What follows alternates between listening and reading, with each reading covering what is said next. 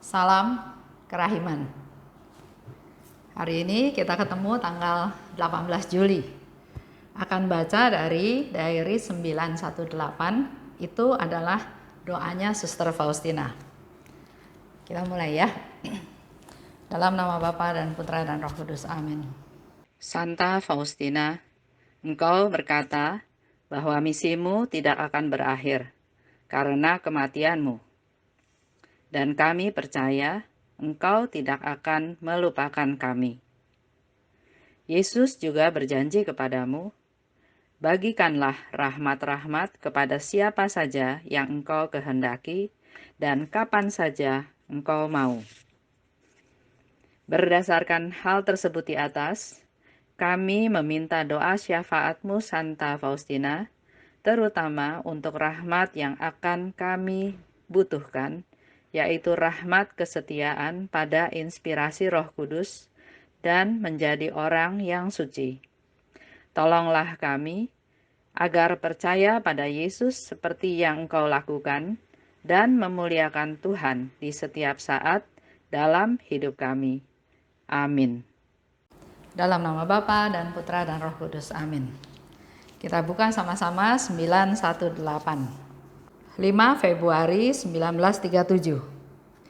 Yesusku, bagaimanapun juga, aku ingin sekali menyatukan diri denganmu. Yesus, kalau ini mungkin, ambillah aku kepada dirimu, karena aku merasa bahwa hatiku akan terbakar karena merindukan Engkau. Oh, betapa aku merasakan bahwa aku berada di dalam pembuangan. Kapan aku akan mendapati diriku tinggal di rumah Bapa kita sambil bersukacita dalam kebahagiaan yang mengalir dari Tritunggal yang Maha Kudus. Tetapi kalau memang sudah menjadi kehendak-Mu bahwa aku masih harus hidup dan menderita, aku merindukan apa yang sudah Engkau tetapkan bagiku. Tahanlah aku di bumi ini selama Kau inginkan, bahkan sampai ke akhir dunia sekalipun. Oh kehendak Tuhanku, jadilah sukacita dan pesona jiwaku. Meskipun bumi ini sedemikian penuh dengan manusia, aku sungguh merasa sendirian, dan bumi menjadi padang gurun yang menakutkan bagiku. Oh Yesus, Engkau tahu dan memahami kepanasan hatiku. Hanya Engkau, oh Tuhan, dapat memenuhi keinginanku. 918. Kejadiannya 5 Februari 1937. Bagaimanapun, aku ingin menyatukan diri denganmu. Jadi di dalam kehidupan ini kita harus punya keinginan, rencana, niat, apa yang mau kita lakukan. Step pertama, Faustina mengajarkan kepada kita ada satu keinginan, ya, keinginan. Keinginan untuk apa? Keinginan untuk menyatukan diri dengan Tuhan. Itu perlu usaha, perlu proses, perlu niat, perlu kesungguhan, perlu perjuangan. Karena dalam kehidupan sehari-hari kita juga bisa ya terjadi, Tuhan saya mau setiap bangun pagi mau doa. Tapi dengan adanya kekacauan, dengan adanya hal-hal yang insidental, tahu-tahu doanya lupa, ya. Misalnya bangun kesiangan, lupa berdoa. Atau ada lagi, saya mau adorasi.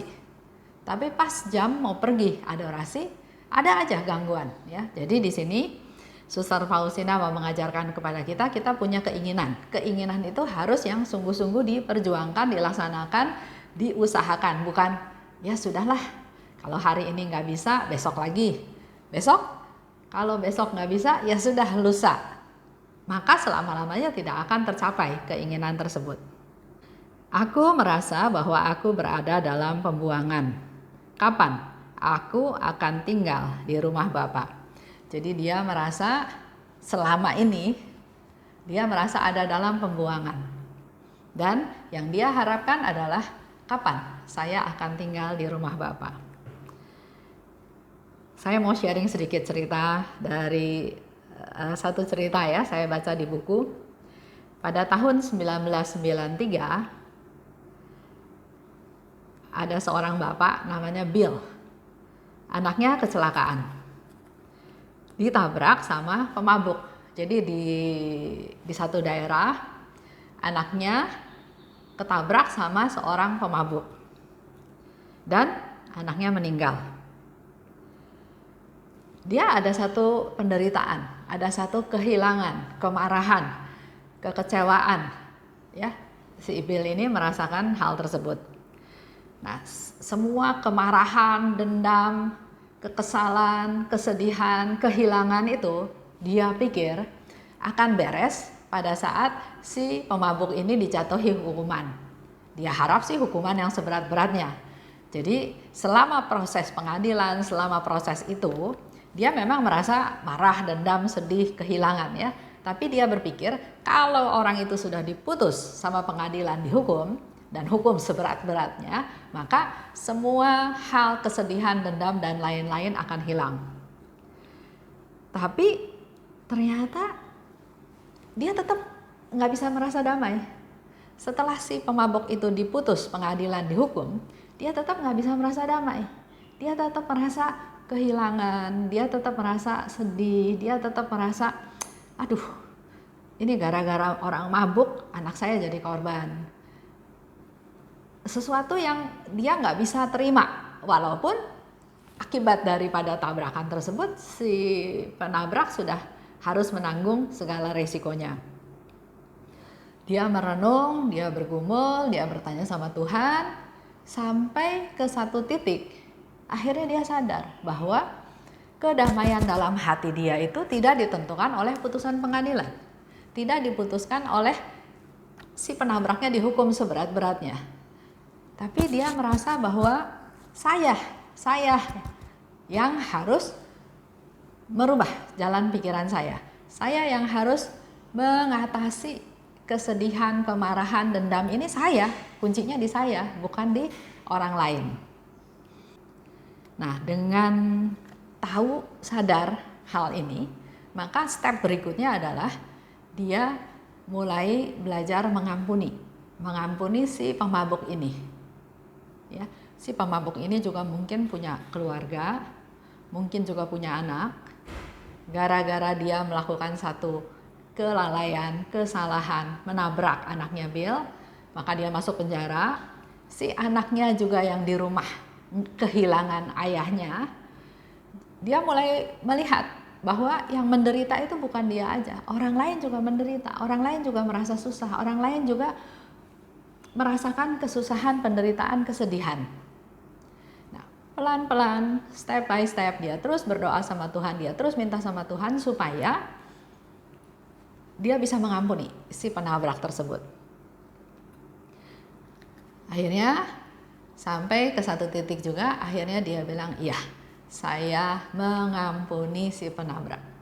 Saya menerima kondisi ini di mana anak saya sekarang sudah meninggal dan saya yakin dia ada di surga. Itulah kekuatan dari mengampuni.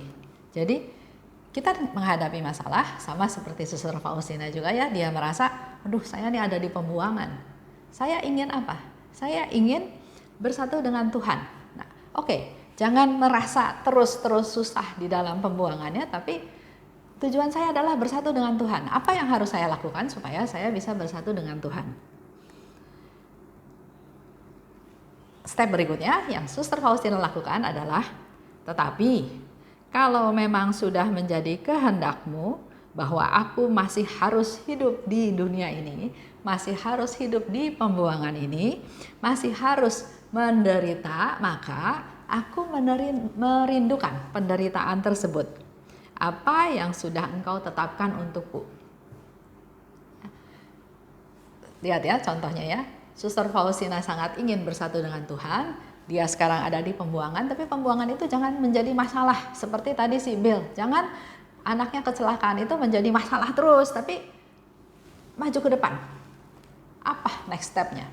Saya harus hargai hidup ini. Saya harus bersandar pada Tuhan. Saya harus mencapai cita-cita saya. Suster Faustina bilang saya mau bersatu dengan Tuhan. Tapi kalau Tuhan bilang saya belum boleh mati, kalau Tuhan bilang sudah merencanakan saya untuk melakukan sesuatu di bumi ini, di pembuangan ini, dan harus menderita, oke. Suster Faustina bilang, saya terima. Oleh sebab itu, dia katakan, tahanlah aku di bumi ini selama engkau inginkan. Jadi bukan pembuangannya yang menjadi fokus dia, tapi tetap yang menjadi fokus dia adalah bersatunya dengan Tuhan. Tapi kalau belum saatnya tiba, dia tetap berserah lagi sama Tuhan. Tahanlah aku di bumi selama kau inginkan. Menerima, berserah, pasrah, mengandalkan Tuhan, berserah pada Tuhan, bersandar pada Tuhan, biar Tuhan lakukan seperti yang Tuhan kehendaki. Kita masuk ke refleksi ke diri kita masing-masing ya. Aku ingin, sesuai tema bulan ini ya, keinginan, harus punya keinginan yang kuat, yang prioritas, yang utama, bukan asal ingin ya. Dan keinginan itu harus direncanakan, disiapkan, diperjuangkan. Kalau ada tantangan, juga usahakan untuk bisa diatasi, dihadapi. Jangan mundur dalam pertempuran. Segala konsekuensinya ada pasti. Kalau saya ingin A, maka saya kehilangan yang B. Kalau saya ingin melakukan C, maka saya tidak bisa lakukan yang D. Itu konsekuensinya, itu resikonya ya. Tapi kalau kita punya keinginan, kita harus fokus. Kita harus fokus semuanya menuju kepada apa yang kita inginkan. Contoh tentang Mary Riana ya. Kalau ada yang lihat filmnya atau baca bukunya, dia punya cita-cita bahwa saya mau membahagiakan orang tua saya secepat mungkin, nggak tunggu tua. Kalau kita kan zaman dulu berpikirnya adalah saya cari uang untuk kebutuhan keluarga sampai anak cucu besar-besar, setelah saya tua, saya pensiun, saya punya uang, baru saya menikmati hidup. Nah, kalau cara berpikirnya seperti itu, iya, kalau dua-duanya masih hidup, masih sehat. Kalau satu pasangan sudah meninggal, udah beda. Ya, apalagi, oke, dua-duanya masih ada. Tapi karena sudah tua, udah nggak bisa menikmati jalan-jalan. Yang ada adalah sakit ini, sakit itu. Jalan kemana harus didorong pakai kursi roda, jalan kemana harus pakai tongkat, jalan kemana harus digotong. Sangat tidak enak jalan-jalan seperti itu. Sehingga selama masih ada waktu, pakailah waktu yang ada untuk bisa dinikmati juga, disyukuri. Nah, Mary Riana ini bilang bahwa dia ingin membahagiakan orang tuanya selagi orang tuanya muda. Dan yang dia lakukan adalah fokus. Jadi dia mau usaha bagaimana caranya supaya kedua orang tuanya bahagia. Begitu lulus dari Nanyang University di Singapura ya, bersama dengan Alfa, bersama dengan anak saya, mereka membangun satu bisnis. Disupport sama teman-temannya? Enggak. Teman-temannya bilang, ngapain? Udah susah-susah sekolah di NTU, udah ada perusahaan asing yang mau terima kamu, kerja aja di sana. Ngapain ngerintis lagi bisnis dari nol? Ijazah kamu nggak kepake. Tapi mereka berdua pikir, kalau saya kerja, saya dapat gaji setiap bulan, misalnya berapa ribu Singapura dolar, saya masih harus bayar utang ke NTU karena waktu itu mereka masuk lagi zamannya peristiwa Mei ya, harus bayar utang, harus hidup. Berapa tahun saya baru bisa selesai bayar utang saya? Bagaimana saya punya target untuk memenuhi target saya untuk bawa orang tuanya atau untuk membahagiakan orang tuanya di masa dia masih muda. Oleh sebab itu dia mengambil satu sikap ya radikal, berlawanan dengan teman-temannya yang lain. Dia enggak mengandalkan ijazahnya aja, tapi dia mulai dari nol. Tantangannya banyak, kendalanya banyak, tapi karena sudah fokus, targetnya seperti itu dan fokusnya jalanin itu setiap hari, maka kita sekarang tahu kan ya betapa berhasilnya mereka berdua. Kedua,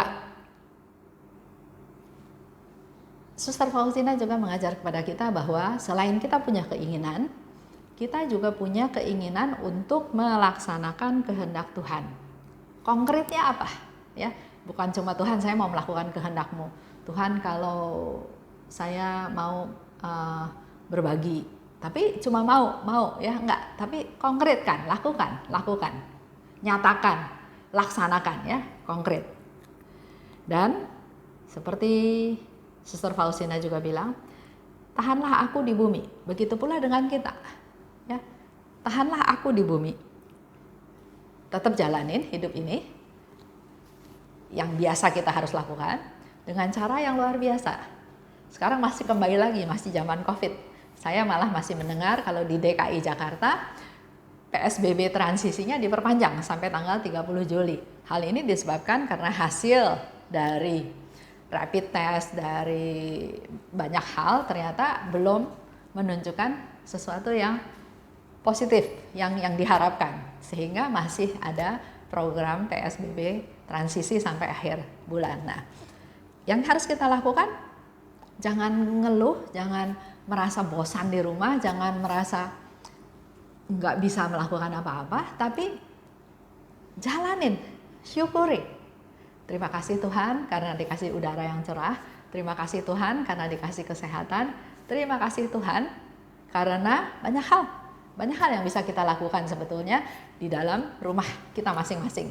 Apakah secara fisik ya, ataukah menjalin relasi dengan pasangan, dengan anak, dengan saudara, dengan siapapun. Sekarang sudah nggak ada masalah untuk berrelasi dengan mereka. Bisa pakai WA, bisa pakai Zoom ya, bisa pakai video call, bisa banyak hal yang dilakukan. Nah, nikmati itu. Jadi jalani hari yang biasa dengan luar biasa. Pasti hasilnya lain. Itu aja untuk hari ini. Kita tutup dengan doa ya. Dalam nama Bapa dan Putra dan Roh Kudus, amin. Bapa yang maha baik, terima kasih Tuhan atas rahmat-Mu, atas belas kasih-Mu, atas semua yang Kau curahkan untuk kami. Kami dimampukan untuk bersyukur. Mampukan kami Tuhan untuk juga meneladan Suster Faustina, belajar dari Suster Faustina, punya keinginan yang kuat, keinginan untuk bersatu dengan Engkau. Menggali terus rahmat-Mu, menggali terus firman-Mu, dan mampukan kami juga Tuhan untuk jadi pelaksana firman-Mu. Tahanlah kami semua di bumi ini dalam situasi seperti ini, dengan kondisi seperti ini, sesuai dengan apa yang Kau kehendaki. Mampukan kami Tuhan untuk bisa memakai setiap waktu yang ada yang Kau berikan kepada kami secara luar biasa. Jangan biarkan kami menyia-nyiakan waktu kami karena masih ada hari esok dan hari esok lagi, tapi berkati kami, ingatkan kami agar setiap saat yang Kau berikan itu berharga. Bisa memakai waktu dengan seefektif mungkin. Terima kasih Bapa. Dalam nama Putra-Mu kami berdoa dan bersyukur. Amin. Dalam nama Bapa dan Putra dan Roh Kudus. Amin. Salam kerahiman.